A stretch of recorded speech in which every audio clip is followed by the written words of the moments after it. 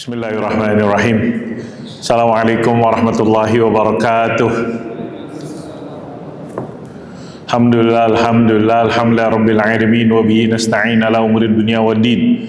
Salatu wassalamu ala asyrafil anbiya'i wal mursalin nabiyyina wa maulana Muhammadin wa ala alihi wa sahbihi ajma'in. Subhanaka rabbana la ilma lana illa ma 'allamtana innaka antal alimul hakim. Fazidna ilma warzuqna fahma ya alim ya hakim ya rabbal alamin. Allahumma faqihna fid din wa alimna ta'wil. Allahumma bika amsayna bika asbahna bika nahya bika namut wa ilaikal masir. Allahumma inna nas'aluka ilman nafi'a rizqan tayyiba amalan salihan mutaqabbala. Allahumma salli wa sallim ala sayyidina Muhammad wa ala ali sayyidina Muhammad walhamdulillahi rabbil alamin. Alhamdulillah, segala puja dan bersyukur kita panjatkan kehadirat Allah Subhanahu wa taala. Alhamdulillah ala ni'matil imani wal islam wa huma min a'zamin ni'mi wa kafa bihima min ni'mah. Salawat dan salam senantiasa atau terus nggak bosan-bosan kita bacakan, kirimkan, persembahkan, haturkan kepada Sayyidina Maulana Muhammadin sallallahu alaihi wasallam. Allahumma salli wa sallim wa barik ala Sayyidina Muhammad wa ala ali Sayyidina Muhammad. Jamaah Masjid Al-Hidayah, kita berada di bulan Rabiul Akhir, mungkin tanggal 25 atau tanggal 26. Tanggal berapa Pak Anton? 25, 26? Pokoknya kalau ngelihat bulannya udah mulai mengecil, mau hilang itu bulan kelihatan tersebut. 25 atau 26 dari bulan Rabiul Akhir. Beberapa 25, 26 ya, 26. Ntar dolilah. Beberapa hari lagi kita akan masuki bulan Jumadil Awal, Jumadil Akhir, Rajab, Sya'ban, 4 bulan. Kurang lebih 4 bulan menuju Ramadan. Semoga Allah sampaikan lagi kita ke bulan Ramadan tahun ini dalam keadaan sehat walafiat, dalam keadaan iman dan Islam, dalam keadaan istiqamah menyembah Allah Subhanahu wa taala. Amin amin ya rabbal alamin. Jadi 4 bulan kan, Jumadil Awal, Jumadil Akhir, Rajab, Sya'ban. Berarti jatuhnya November, Desember, Januari, Februari. Perkiraan bulan Februari kita akan masuki bulan Ramadan. Allahumma balighna ila Ramadan fi khairin wa sihatin wa afiyah rabbal alamin. Jamaah rahimakumullah, malam hari ini kembali kita melanjutkan dari kitab Qasasul Ghaib fi Sahihil Hadisin Nabawi.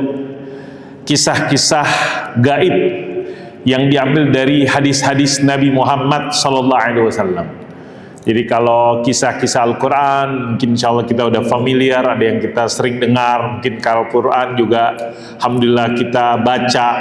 Kalau hadis saya juga banyak yang kagak tahu, kecuali setelah kita baca dari kisah-kisah ini. Karena saking banyaknya hadis-hadis tersebut atau banyaknya buku-buku hadis yang kita kan nggak ada yang pernah mengklaim hadis itu cuma ada di Sahih Bukhari doang, Sahih Muslim. Bahkan kalau ada yang merunut kitab-kitab hadis, saya nggak tahu ada nggak yang mengatakan kitab hadis itu cuma 10 biji doang misalnya. Enggak.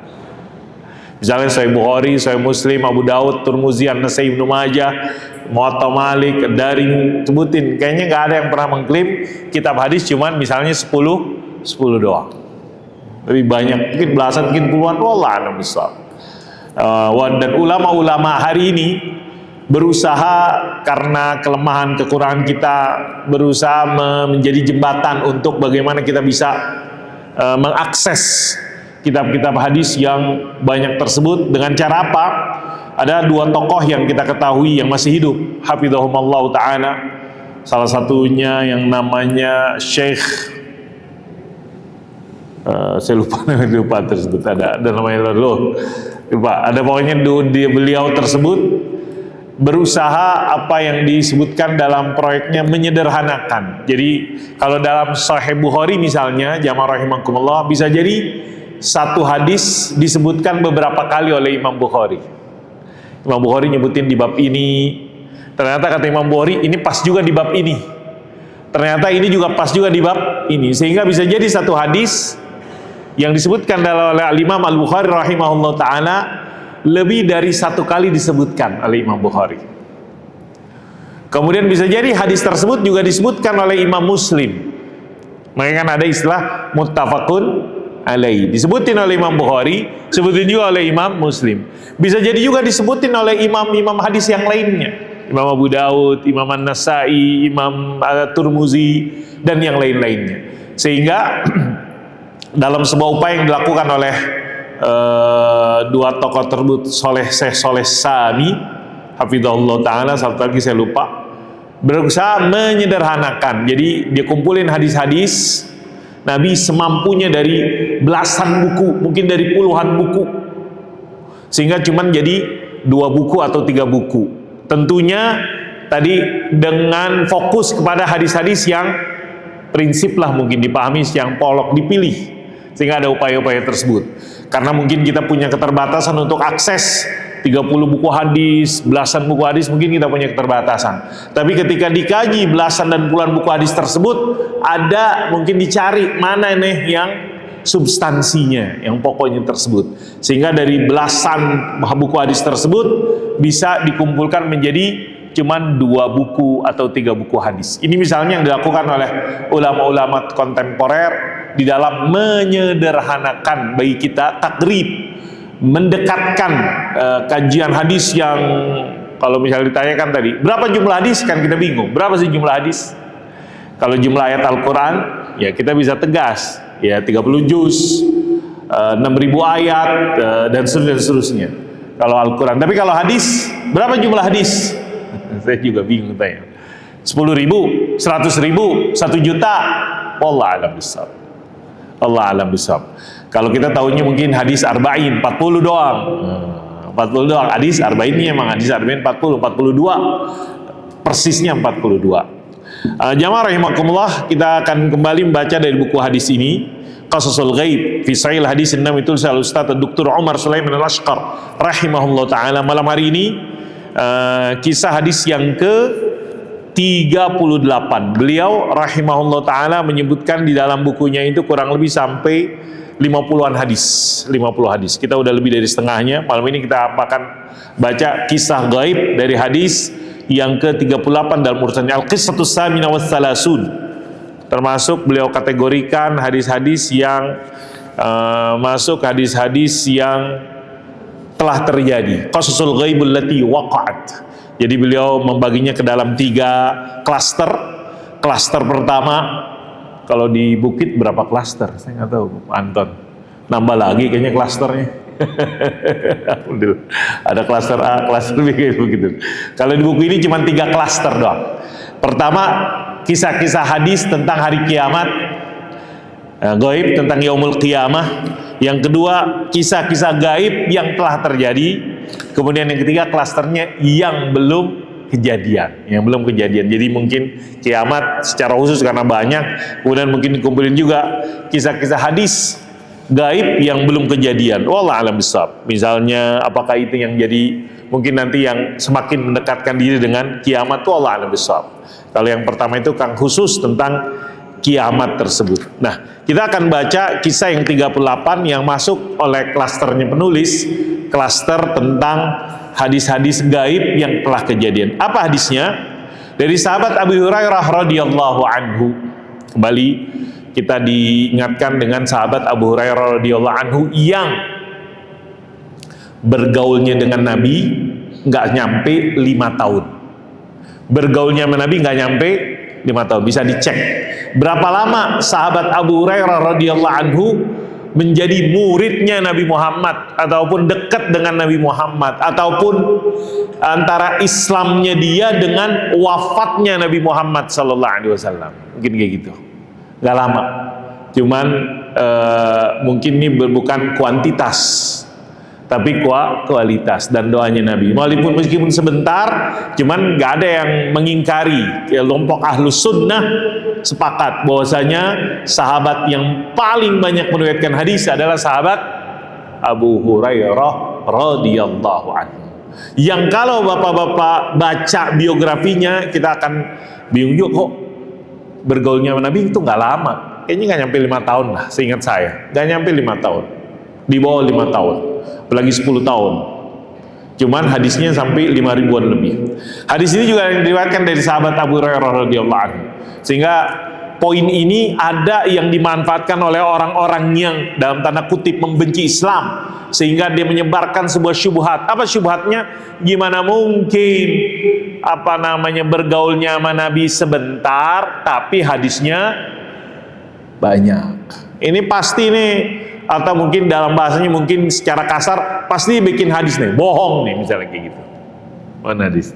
Itu ada yang melihat celah kayak gitu, musuh-musuh Islam. Maka dilihat, ada kan orang belajar Islam bukan mau masuk hidayah, tapi belajar Islam pengen nyari di mana nih celah-celah yang bisa Islam itu diapain? Diserang, mungkin diserang tersebut. Sekalipun itu juga dibantah oleh para ulama rahimahumullah taala. Karena apa? Ya tadi di dalam Islam itu kan mana yang lebih penting, kuantitas atau kualitas? Mungkin kuantitasnya sebentar, tapi kualitinya. Hari ini yang hadir di masjid ini banyak atau sedikit yang dengerin saya pengajian? Sedikit. Ya nggak ada masalah. Karena apa? Memang bukan syaratnya pengajian harus banyak. Untung kayak gitu. Coba kalau syaratnya pengajian kudu banyak, ya nggak jadi pengajian. Karena sedikit. Tapi kan bukan itu syaratnya pengajian. Mau 1, mau 2, mau 3, the show must go on. Emangnya saya Habib Umar bin Hafiz gitu. Kalau Habib Umar bin Hafiz yang di sini penuh gak kira-kira di Masjid Al-Hidayah? Itu Monas tuh, Majlis Rasulullah di Monas tuh. Semalam saya nggak tahu tuh, ramai kayaknya ngeliatnya saya ngeliatnya di YouTube sekilas. Karena apa ya, Allah satu sisi ada yang menyerang Habib, itu benar gak tuh Habib atau Habib memang Habib tersebut. Di satu sisi Allah liatin juga tuh, ternyata fenomena, bahkan dia kan Habib Umar bin Hafiz selama 3 hari berturut-turut nih, kalau nggak salah ada Darsul Fajar, kajian subuh di Masjid Istiqlal, kalau nggak salah di Masjid Istiqlal setiap subuh, dari tadi Sabtu, besok insya Allah hari Ahad, dan lusa hari Senin tersebut Darsul Fajar. Saya baca, lihat balihonya tersebut, baca kitab yang tulis oleh Imam An-Nawawi rahimahullah ta'ala, Qamiyut Tughyan. Jamaah rahimakumullah, kembali kepada hadisnya. Di hadis ini diriwayatkan dari sahabat Abu Hurairah radhiyallahu anhu, qala Rasulullah sallallahu alaihi wasallam, innallaha idza ahabba 'abdan da'a Jibril. Apa kata baginda sallallahu alaihi wasallam? Innallaha idza ahabba 'abdan da'a Jibril faqala inni uhibbu fulanan fa ahibbahu, qala fayuhibbuhu Jibrilu thumma yunadi fis sama' fayaqul innallaha yuhibbu fulanan fa ahibbuhu fayuhibbuhu ahlus sama', qala thumma yudha'u lahu al-qabul fil ardh.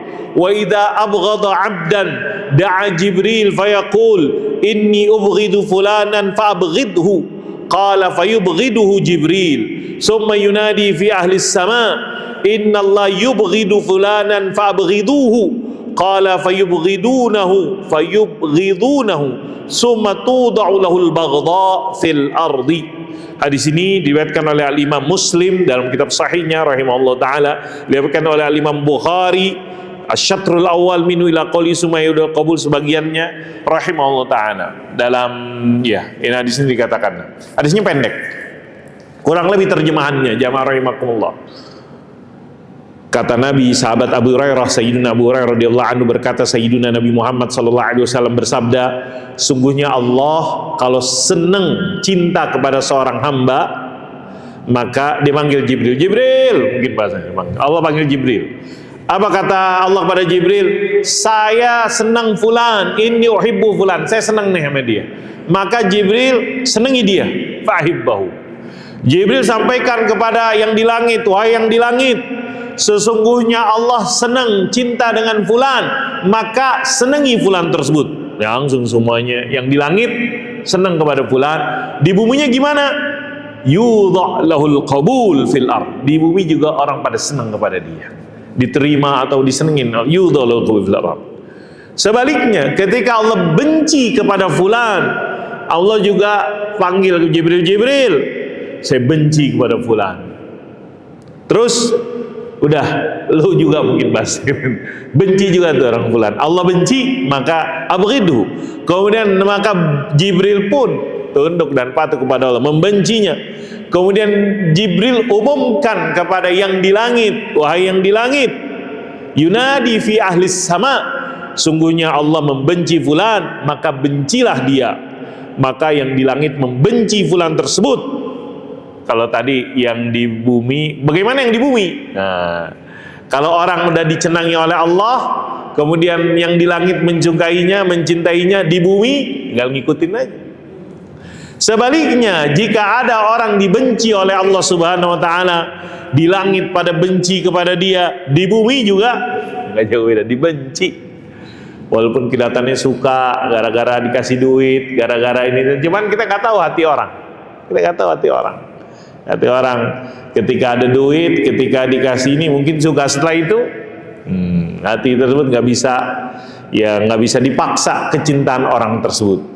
Mungkin kita lihat ada misalnya tokoh karismatik Habib Umar bin Hafizahullah Ta'ala, nggak tahu, mungkin, saya nggak tahu, termasuk orang-orang yang banyak banget, siapa yang ngundang tuh orang. Dia kan keliling Indonesia dari minggu lalu, kemudian ke Singapura, kemudian ke Malaysia, balik lagi ke Indonesia, mungkin tinggal beberapa hari lagi, dan kemana-mana kalau ngikutin akun sosial medianya, Allah alam bisawab, Allah kasih orang-orang di muka bumi ini pada mau semangat, hadir dan senyum, mudah-mudahan yudha'lahul qabul. Mudah-mudahan termasuk orang yang dikatakan di dalam hadis ini minal ladzina yudha'lahumul qabul fil ardh. Wallahu a'lam bissawab. Wallahu la nuzakki 'ala Allahi ahadan. Nahsibu kadzalik wa la nuzakki 'ala Allahi ahadan. Mudah-mudahan, karena sebaliknya ada orang yang sekalipun tapi ya dibenci, maka di bumi juga bisa jadi dibenci tersebut. Mudah-mudahan kita dihindarin dari orang-orang yang dibenci tersebut. Kenapa ya? Karena perbuatannya juga. Kenapa seorang tersebut, ini riwayat hadisnya tersebut, jamaah rahimakumullah, maka dijelaskan oleh penulis, idza istaqama al-'abdu ala amrillahi tabaraka wa ta'ala wa ahabbahu rabbuh, jika seorang hamba istiqamah menyembah Allah, mentaati Allah, mencinta komitmen istiqamah lah, alladzina qalu rabbuna Allah thumma istaqamu tatanazzalu alaihimul malaikatu alla takhafu wa la tahzanu, seterusnya. Maka Allah mencintainya. Ketika Allah mencintainya, Allah panggil Jibril. Kemudian Allah mengatakan, ya Jibril, saya mencintai fulan dari hamba-hambanya. Kemudian Jibril pun mencintainya, kemudian diumumkan di langit dan seterusnya. Sekarang jamaah rahimakumullah, kalau kita perhatikan peristiwa perang yang ada di Gaza, Palestina, kira-kira orang banyak yang senang kepada penduduk Gaza gak kira-kira? Para pejuangnya tersebut. Bahkan sampai pekan lalu kita menyaksikan pertukaran tawanan, 20 tawanan musuh tentara tuh. Kalau melihat beritanya, mereka adalah banyak kan tentara. Karena yang terakhir tentara tersebut 20 udah oleh para pejuang diapain? Ya dibebaskan sebagaimana komitmen ataupun perjanjian kesepakatan tersebut.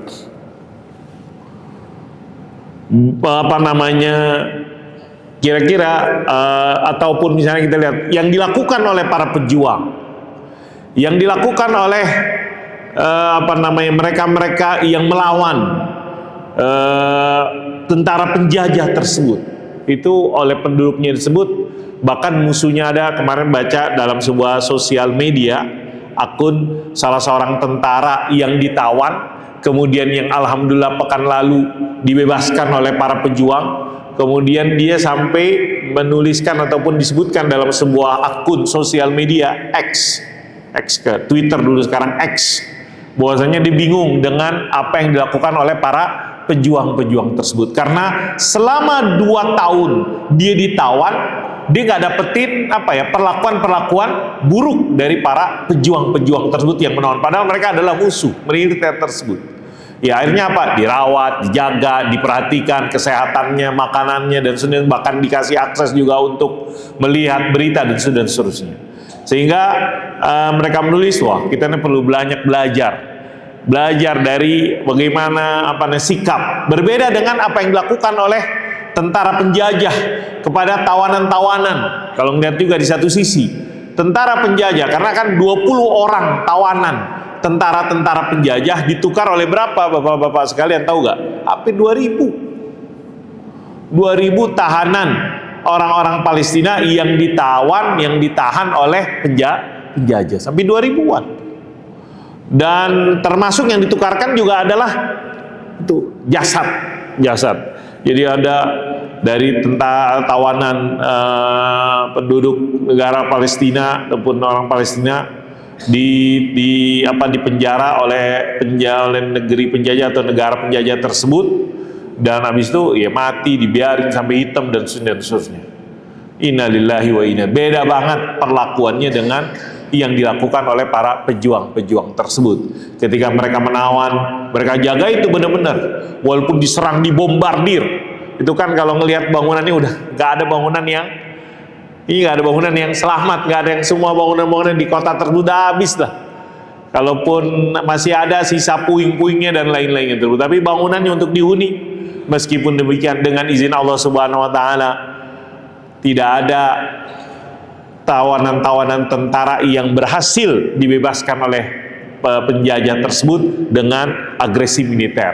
Mereka bisa mendapatkan kembali tentara-tentara yang dijajah tawanan tersebut hanya dengan perundingan. Ini perundingan, ini adalah sebuah kita memahaminya, Allah memberikan pertolongannya, memberikan bantuannya kepada para pejuang. Harusnya dalam teori hitung-hitungan itu udah kalah, itu para pejuang udah kalah. Karena apa? Melawan seluruh dunia, bisa dikatakan. Israel kan didukung oleh seluruh dunia. Belum lagi negara-negara Arabnya yang dalam tanda kutip juga secara mungkin pasif dan semisalnya tersebut, dan yang lainnya. Dan dengan izin Allah Subhanahu wa taala, maka orang pada mau bantuin nggak kepada para penduduk tersebut? Pada mau bantuin, bahkan pengen, mungkin banyak banget mungkin pengen belajar dan lain-lainnya. Karena apa?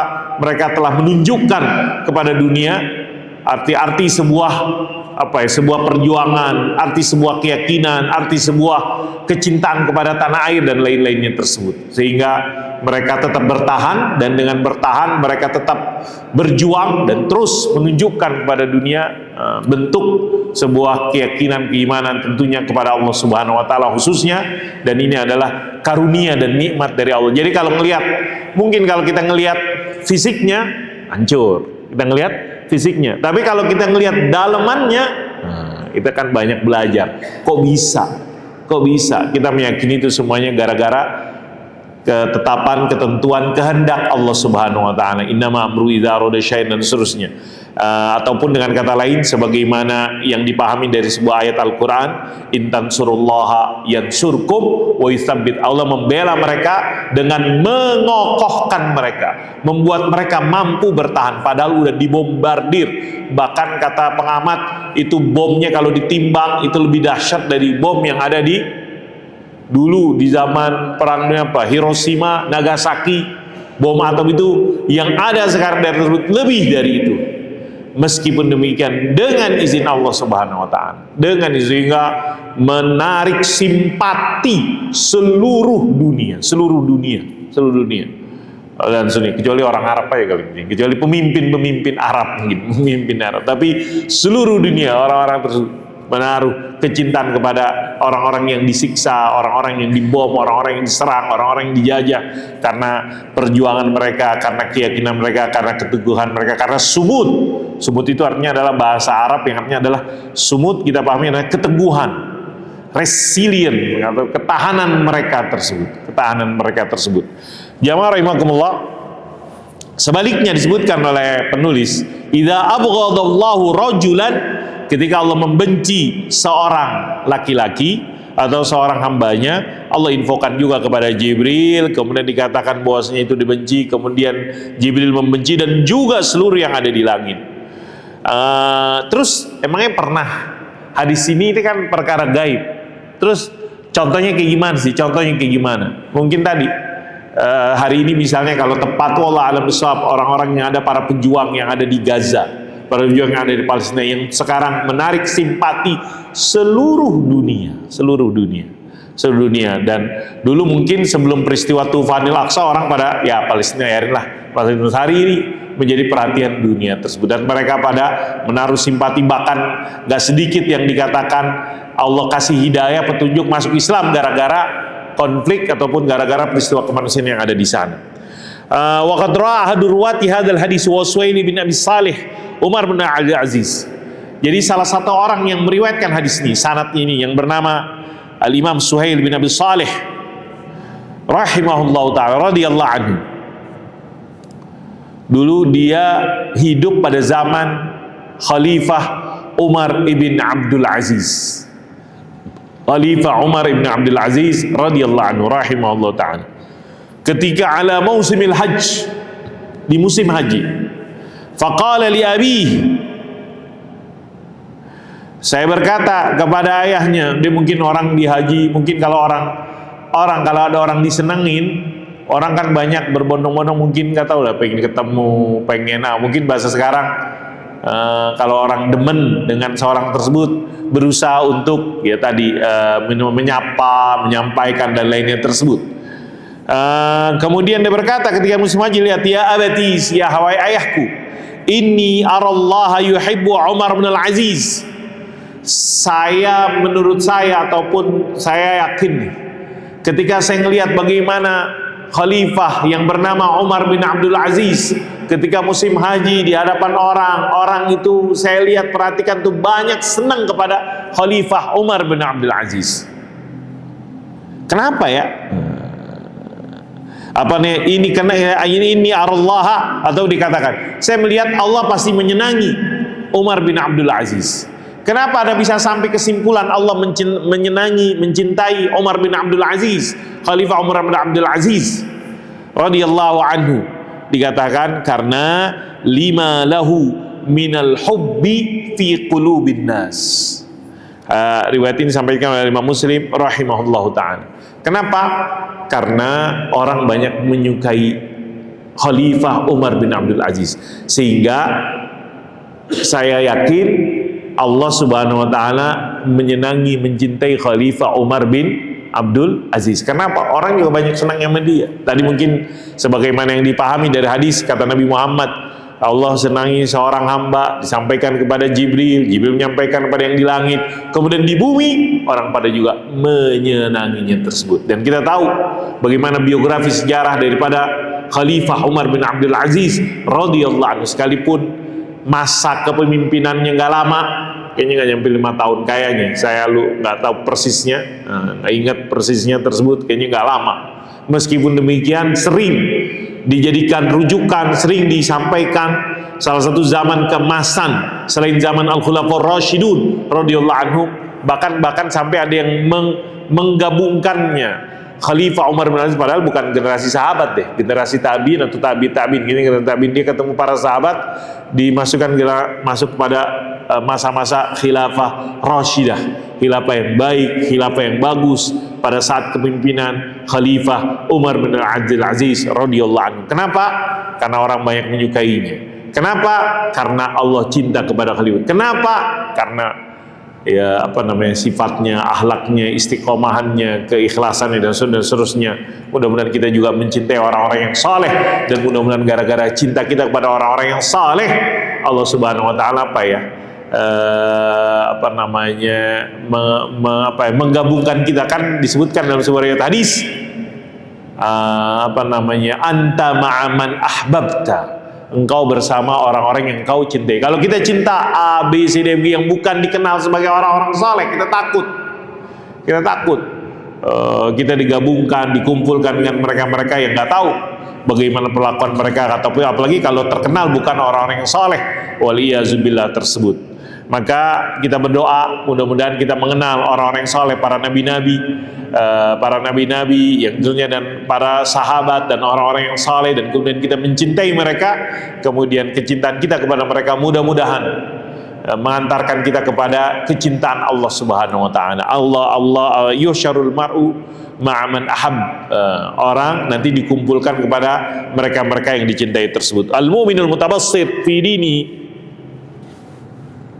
seorang mukmin yang baik di dalam agamanya, yaral qabul qad waqa fi qulubil li ba'di ibadilis salihin. Jadi kita bisa, orang-orang mukmin bisa menyaksikan ada orang pada berbondong-bondong mencintainya, gemar dengar hadir dan seterusnya. Orang senang kepadanya, fatara qulubum tanfaddu yuhibbu. Kemudian orang banyak memuji dia. Kita melihat misalnya Ustadz A, Ustadz B, ataupun tokoh A, tokoh B dan lain-lainnya tersebut. ketika orang orang membincangkannya, orang ngomongin dia, kemudian omongan-omongan yang positif, kemudian Allah jaga, Allah lindungi mereka. Bisa jadi ini salah satu bukti Allah mencintai mereka. Kenapa? Karena orang pada mencintai dia. Orang pada mencintai dia. Ini yang tadi sebagaimana dulu kisah Khalifah Umar bin Abdul Aziz radhiyallahu anhu. Misalnya kita sekarang tadi saya kutip yang sekarang di Indonesia Habib Umar bin Hafiz, ataupun ada kiai-kiai abid yang orang pada senang kepada dia yang kita nggak tahu karena tadi kenapa orang pada suka sama dia. Nah, bisa jadi gara-gara, tentunya bukan bisa jadi, pastinya gara-gara Allah mencintai. Dan sekarang pertanyaannya, bagaimana biar sebagaimana Allah mencintai kita juga bisa ikut-ikutan dicintai oleh Allah Subhanahu wa taala. Ini yang kita pikirin. Mudah-mudahan kita bersihkan hati kita. Kita meyakini gara-gara kebersihan hatinya, gara-gara ketulusan ibadahnya, gara-gara keimanannya, keyakinannya, keistiqomahannya, kebaikannya dan seterusnya, gara-gara kesabarannya. Kita nggak tahu kan? Kita jangan lihat orang, oh dicintai, kita nggak tahu di belakangnya perjuangan, kita nggak tahu, kesabaran kita nggak tau. Ada wali nih, wali dicintai sama orang, ternyata di rumahnya itu dia ini dulu, kata orang nih, nggak tahu ini benar apa enggak, bininya itu berat, atau bininya itu sering mengabisi dan seterusnya, tapi dia sabar, sehingga wah ini jadi ujian tersebut yang kita kagak tahu tersebut. Maka di sini disebutkan oleh penulis beberapa pelajaran yang dapat diambil, ibarul hadis wa fawaiduhu wa ahkamuhu. Yuhibbullahu ba'da ibadihi wa yubghidu akharin. Allah mencintai dan Allah membenci. Siapa yang dicintai oleh Allah? Hamba-hambanya. Siapa yang dibenci oleh Allah? Hamba-hambanya. Ada cinta dan benci yang dinisbahkan kepada Allah Subhanahu wa taala. Innallaha ma'al muhsinin, innallaha yuhibbu idza amila. Misalnya salah satu yang disebutkan dalam hadis Nabi, Allah suka kalau misalnya amalan tersebut continue walaupun sedikit. Misalnya yuhibbu idza amila ahadukum amalan an yutqina adwamuha wa in qalla. Adwamuha afdalul amal, ahabbul amal ilallah, yang dicintai oleh Allah Subhanahu wa taala dan seterusnya. Maka hamba-hamba Allah ada yang dicintai oleh Allah Subhanahu wa taala. Mudah-mudahan kita bisa mencintai mereka, ataupun Allah karuniakan kepada kita kecintaan, kepada pengetahuan tentang hamba-hamba Allah yang dicintai tersebut, sebagaimana dulu para nabi-nabi, orang-orang saleh. Maka kita yakin di zaman sekarang juga ada orang-orang yang saleh, orang-orang yang baik yang dicintai oleh Allah Subhanahu wa taala, yang salah satu indikatornya adalah yudha lahul qabul fil ardh. Di muka bumi ini orang demen kepada dia.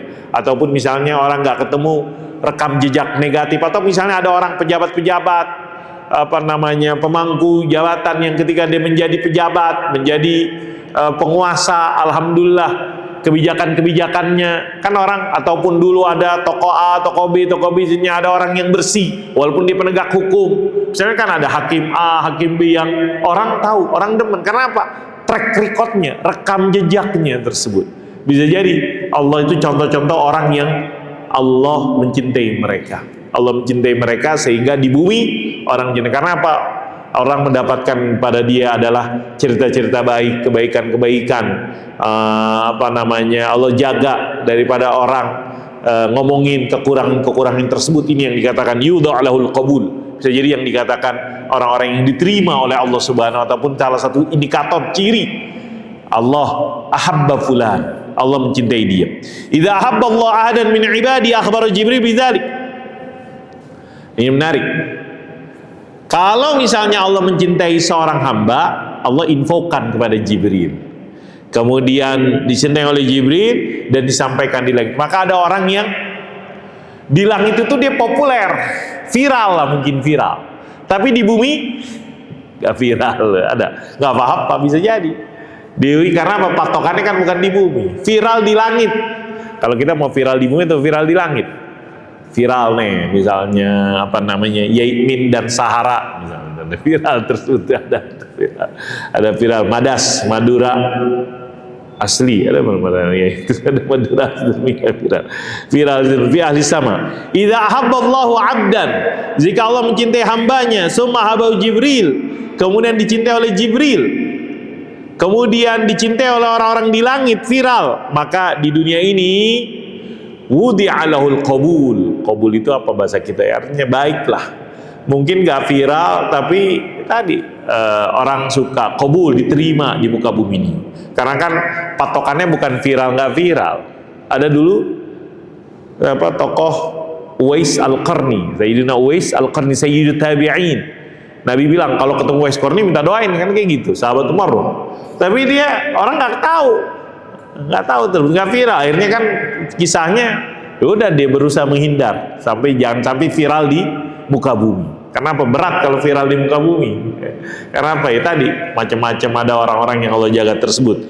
Wa idza abghadallahu sebaliknya. Nah, kita berlindung dari yang sebaliknya. Apa itu yang sebaliknya?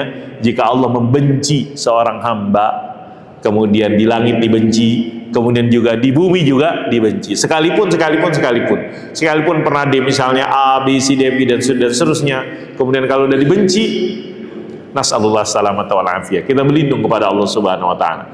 Mudah-mudahan kita dicintai oleh Allah dengan mencintai hamba-hambanya yang saleh.